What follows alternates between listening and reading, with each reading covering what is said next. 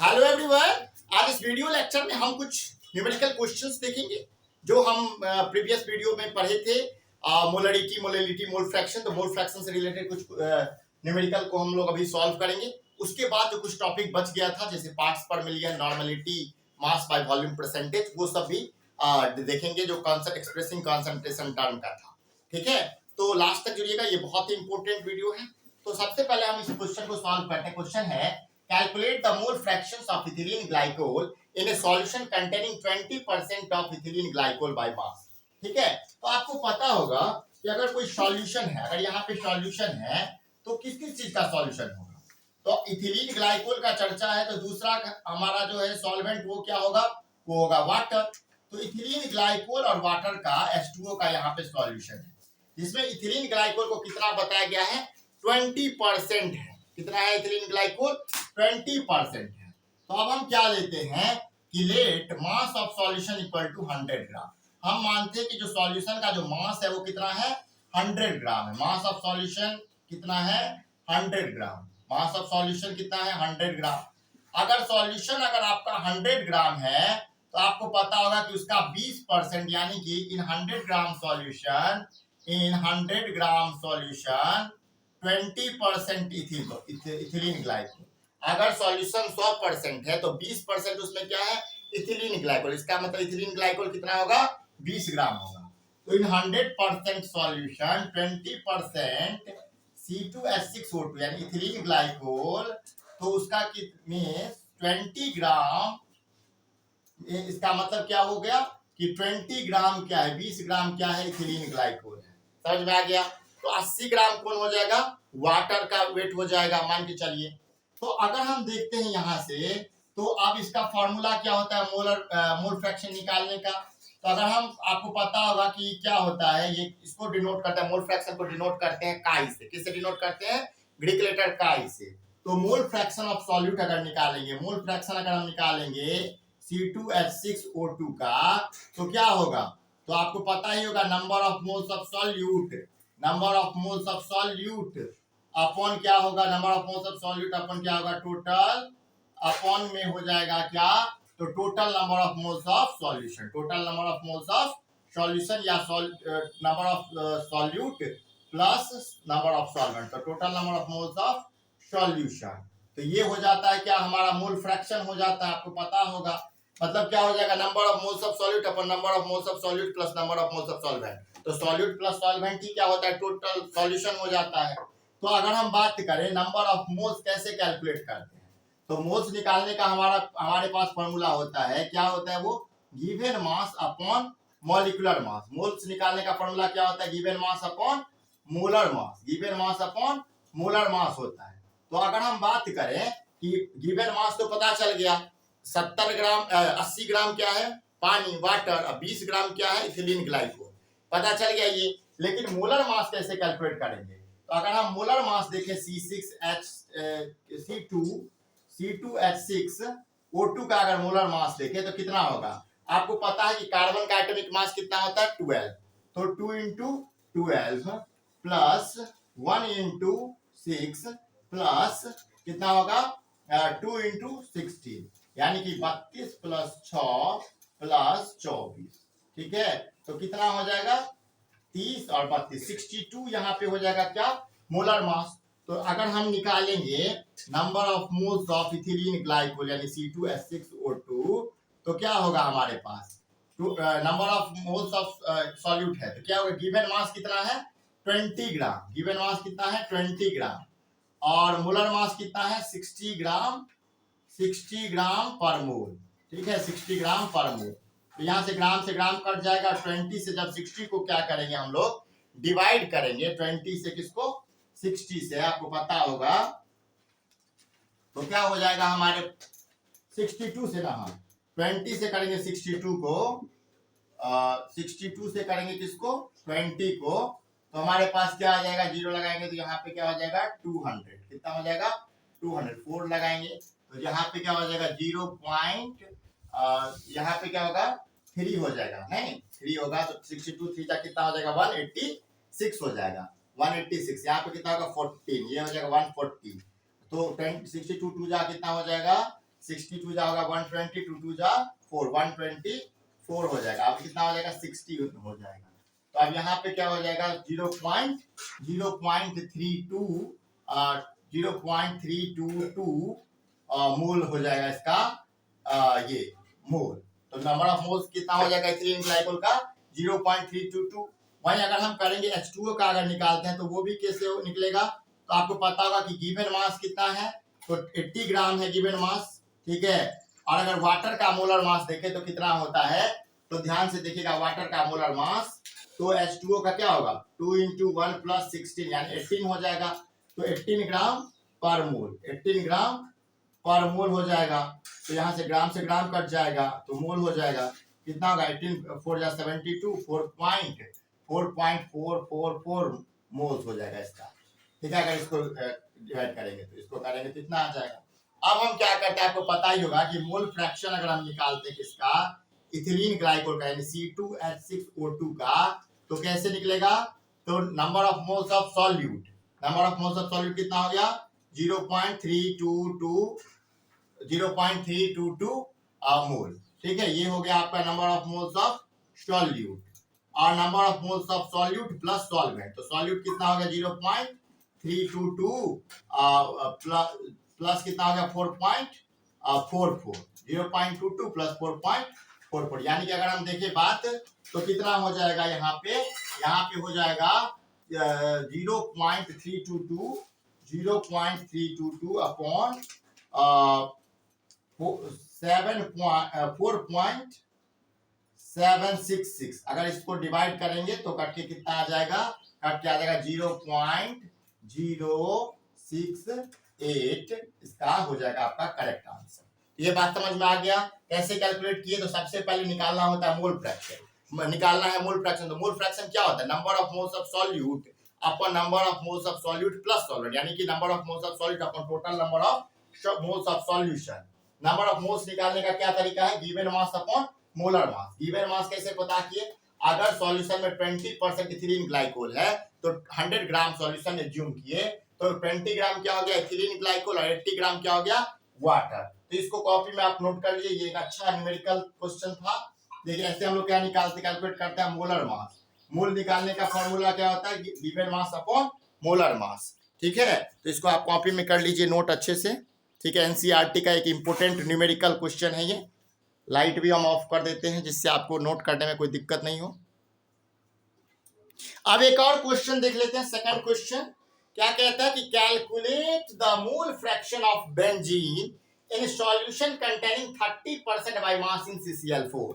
यानी कि एक सॉल्यूशन है बेंजीन का और कार्बन टेट्राक्लोराइड का जिसमें 30% जो है वो क्या है बेंजीन है।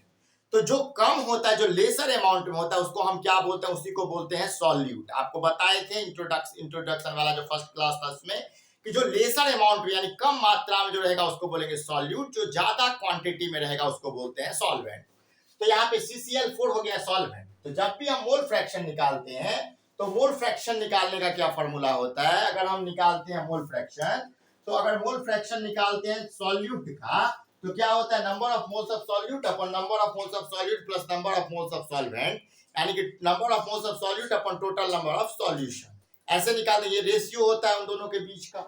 तो जहां पे अगर मोल फ्रैक्शन इसको डिनोट करते हैं हम लोग ग्रीक लेटर काई से, प्रीवियस वीडियो में हम पूरा डिटेल में थ्योरी समझाते हैं, तो आज क्वेश्चन कर रहे हैं। यहाँ पे क्या है देखिए, number of moles of benzene जो कि सॉल्यूट है, यहाँ पे भी क्या है number of moles of benzene और number of moles of CCl4, ये क्या है सॉल्यूशन। ये नीचे क्या हो गया सॉल्यूशन, ये हो गया सॉल्यूट, सॉल्यूट अपॉन सॉल्यूशन। अब जब मोल्स निकालने की बात बार बार चर्चा हो रही है, तो मोल्स कैसे निकालते हैं, मोल्स निकालने का फॉर्मूला था गिवन मास, जो मास दिया गया होता है, या मोलर मास, जो मोलर मास होता है वो। अब क्या है, तो यहाँ पे बेंजीन का मास दिया गया है 30% तो लिखा है, लेकिन मास तो नहीं दिया गया। हम एज्यूम करेंगे कि मास कितना होगा 100 ग्राम होगा, ठीक है। उसमें से हम समझते हैं कि 30% बेंजीन है, तो 100 का 30% क्या होगा 30 हो गया। इसका मतलब है कि मास जो गिवन मास है बेंजीन का वो हो गया 30 ग्राम। और अगर 100 ग्राम सॉल्यूशन था, 30 ग्राम उसमें बेंजीन था, तो रेस्ट का 70 ग्राम क्या होगा कार्बन टेट्राक्लोराइड यानी कि CCl4 होगा। जब इसका मोलर मास कैलकुलेट कर ले तो कैसे, आपको पता है कि कार्बन का एटॉमिक मास होता है 12, हाइड्रोजन का होता है 1 और क्लोरीन का होता है 35.5। कितना होता है क्लोरीन का एटॉमिक मास 35.5, 35.5। जब इसको हम निकालते हैं तो नंबर ऑफ कार्बन 6 है, 6 इंटू 12 प्लस 6 इंटू 1 यानी कितना हो गया 78। तो यानी कि 78 मोल यहाँ पे क्या हो गया मोलर मास हो गया। तो अगर हम बात करें number of moles of benzene तो क्या होता है गिवन मास 30/78, इसको करेंगे तो 15/39 और 15/39 को अगर 15 से डिवाइड करते हैं तो आपको पता होगा कि आंसर क्या आ जाएगा 0.38। करके देख लीजिए 15 से 38 को। फिर क्या करेंगे number of moles of solvent भी तो निकालना है, तो CCl4 निकालेंगे। तो CCl4 का एटॉमिक मास मतलब मास हो जाएगा, मोलर मास हो जाएगा कितना, मोलर मास CCl4 का हो जाएगा 154 और गिवन मास है 70/144 करते हैं, इसको 2 से तो 35.77 0.45 हो जाता है। जब हम मोल फ्रैक्शन ऑफ बेंजीन निकालते हैं मोल फ्रैक्शन ऑफ सॉल्यूट तो क्या होता है number of moles of solute upon number of moles of solid plus number of moles of solvent यानी number of moles of solute upon total number of solution. तो यहाँ पे दोनों को करते हैं तो कितना होता है 0.38 अपॉन 0.83 डिवाइड करते हैं तो आंसर क्या आ जाता है 0.45। तो मोल फ्रैक्शन ऑफ बेंजीन कितना हो गया 0.45 हो गया। अगर 0.45 ये होता है तो एक और रिजल्ट हम आपको बताए थे कि मोल फ्रैक्शन ऑफ सॉल्यूट और मोल फ्रैक्शन ऑफ सॉल्वेंट का जो सम होता है वो किसके बराबर होता है 1 के बराबर होता है। तो यानी कि मोल फ्रैक्शन ऑफ C6H6 और मोल फ्रैक्शन ऑफ CCl4 क्या होगा प्लस करेंगे तो 1 हो जाएगा। तो सॉल्यूट का तो पता चल गया, बेंजीन का मोल फ्रैक्शन तो पता चल गया 0.45, लेकिन कार्बन टेट्राक्लोराइड का पता नहीं है, लेकिन इन दोनों का सम 1 होता है। तो अगर कार्बन टेट्राक्लोराइड का मोल फ्रैक्शन निकालेंगे तो 1 minus mole fraction of solute यानी कि 1 माइनस 0.45 कितना होगा 0.55। इस क्वेश्चन में CCl4 का मोल फ्रैक्शन पूछा नहीं है, लेकिन हम एक्स्ट्रा बता दें यहाँ पे क्वेश्चन पूछा calculate the mole fraction of benzene. तो इसको भी कॉपी में नोट डाउन कर लीजिए, ये दूसरा न्यूमेरिकल था, NCERT क्वेश्चन है ये। इसको लाइट हम बंद कर देते हैं जिससे आपको नोट करने में कोई दिक्कत नहीं होगा। अब देखते हैं हम लोग एक्सप्रेसिंग कंसंट्रेशन ऑफ सॉल्यूशन। इसमें हम लोग मोलैलिटी, मोलरिटी, मोल फ्रैक्शंस और मास परसेंट, वॉल्यूम परसेंट पढ़ा दिए थे और जो कुछ लेफ्ट पार्ट बच गया था उसकी बात कर लेते हैं आज। तो देखिए क्या है मास बाय वॉल्यूम परसेंट यानी कि W/V, ठीक है। It tells us how much mass of solute dissolve in 100 ml of solution. ये क्या बताता है यानी कि मास बाय वॉल्यूम परसेंट क्या बताता है कि 100 ml सॉल्यूशन में सॉल्यूट कितना है, सॉल्यूट का परसेंटेज बताता है। कैसे निकालेंगे W/V, तो मास of solute upon volume of solution into 100। ये क्या हो गया मास बाय वॉल्यूम हो गया, समझ में आ गया होगा। फिर देखते हैं एक और टॉपिक है पार्ट्स पर मिलियन ppm। इससे भी हम लोग क्या करते हैं कंसंट्रेशन टर्म को एक्सप्लेन करते हैं या कंसंट्रेशन टर्म को समझते हैं। पार्ट्स पर मिलियन, तो इसमें क्या होता है मिलियन, तो सॉल्यूट जो है वो बहुत ही कम अमाउंट में प्रेजेंट होता है सॉल्यूशन के अंदर। समझिए कि 10 लाख में कोई एक इस तरीके से होता है, ठीक है। तो अगर जैसे है कि it tells us part of solute present in पर मिलियन पार्ट ऑफ सॉल्यूशन, यानी 1 मिलियन में कोई प्रेजेंट मतलब जो प्रेजेंट होता है जितना, मतलब हम लोग कैलकुलेट करते जैसे 1 लीटर में करते थे तो मोलरिटी बोलते थे, 1 kg में मोलरिटी, इस तरीके से। अब 100 ml में कर रहेंगे तो मास बाय वॉल्यूम परसेंटेज। तो अगर मिलियन पार्ट ऑफ सॉल्यूशन में जो सॉल्यूट प्रेजेंट होता है या उसको कैलकुलेट करते हैं उसी को क्या बोलते हैं हम लोग पार्ट्स पर मिलियन। जैसे इसमें एग्जांपल देखिए 6 ppm O2 dissolve in sea water, यानी सी वाटर में अगर सी वाटर अगर 1 मिलियन ग्राम है यानी 10⁻⁶ ग्राम H2O है तो उसमें 6 ग्राम क्या है O2, यानी मिलियन पार्ट में जो हम सॉल्यूट को फाइंड करते हैं या बताते हैं तो उसी को क्या बोलते हैं पार्ट्स पर मिलियन ppm। ppm पार्ट्स पर million can be expressed in mass by मास। इसको हम लोग एक्सप्रेस करते हैं तो मास बाय मास में, मास by volume, volume by volume में एक्सप्रेस करते हैं। W/W ppm निकालने के लिए मास of solute by mass of solution into 100 कर देते हैं।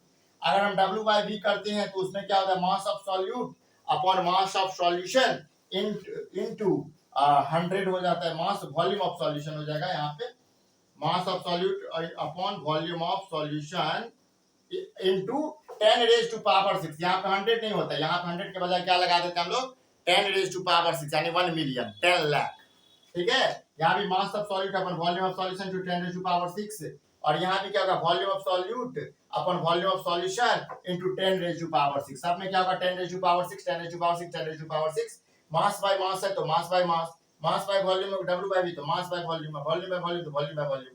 भाई ऊपर में रहेगा सॉल्यूट, नीचे में सॉल्यूट प्लस सॉल्वेंट यानी कि सॉल्यूशन। तो मास ऑफ सॉल्यूट पर मास of solution, mass of solute upon volume of solution, mass of solute upon volume of solution. सब में लेकिन जो हम लोग मल्टीप्लाई करते हैं उसको किससे करते हैं, 10⁻⁶, 10⁻⁶, 10⁻⁶। 10⁻⁶ क्या होता है, 1 मिलियन, या इसी को हम लोग क्या बोलते हैं, 10 लाख। ठीक है, इसको भी कॉपी में नोट डाउन कर लीजिए। थोड़ा सा हम नॉर्मलिटी के बारे में भी चर्चा कर लेते हैं और लाइट ऑफ कर देते हैं जिससे आपको नोट करने में कोई दिक्कत नहीं हो। ठीक है, पूरा अच्छे से कॉपी में नोट डाउन कर लीजिए। अब देखते हैं नॉर्मलिटी। ठीक है, तो नॉर्मलिटी में क्या होता है, it is the number of gram equivalent of solute dissolving पर लीटर ऑफ सॉल्यूशन। नॉर्मलिटी निकालने का formula the number of gram equivalent of solute upon volume of solute in litre. Gram equivalent निकालते हैं हम लोग कैसे, मास of solute upon equivalent mass. ठीक है, तो आज की क्लास में हम लोग बात की कुछ न्यूमेरिकल्स क्वेश्चन देखे जो मोल फ्रैक्शन पे बेस्ड था और एक्सप्रेसिंग टर्म कंसंट्रेशन पे बेस्ड था। तो ये जो न्यूमेरिकल था एनसीईआरटी क्वेश्चन था। तो अभी तक हम लोग पूरा एक्सप्रेस कंसंट्रेशन टर्म को एक्सप्लेन कर चुके हैं, molality, molality, mole fraction, mass percent, volume percent, mass by volume percent और नॉर्मलिटी, पार्ट्स पर मिलियन, इंट्रोडक्शन सॉल्यूशंस का। तो अगर आप पीछे के 2 वीडियो लेक्चर नहीं देखोगे सॉल्यूशन चैप्टर का तो उसको भी देख लीजिएगा। और अगर ये वीडियो आपको पसंद आया तो वीडियो को लाइक करें, हमारे चैनल को सब्सक्राइब करें, बेल आइकन को प्रेस करें जिससे हर एक वीडियो का नोटिफिकेशन आप तक पहुंच जाए। ऑर्गेनिक केमिस्ट्री के 4 चैप्टर हम पढ़ा चुके हैं, उसे भी जाके देखिएगा। और ये फिजिकल केमिस्ट्री का चैप्टर स्टार्ट किए हैं, कंप्लीट सिलेबस पढ़ाएंगे। Thanks for watching this video. इसको भी अच्छे से नोट डाउन कर लीजिए। हम लाइट ऑफ कर देते हैं जिससे लिखने में कोई दिक्कत नहीं होगा।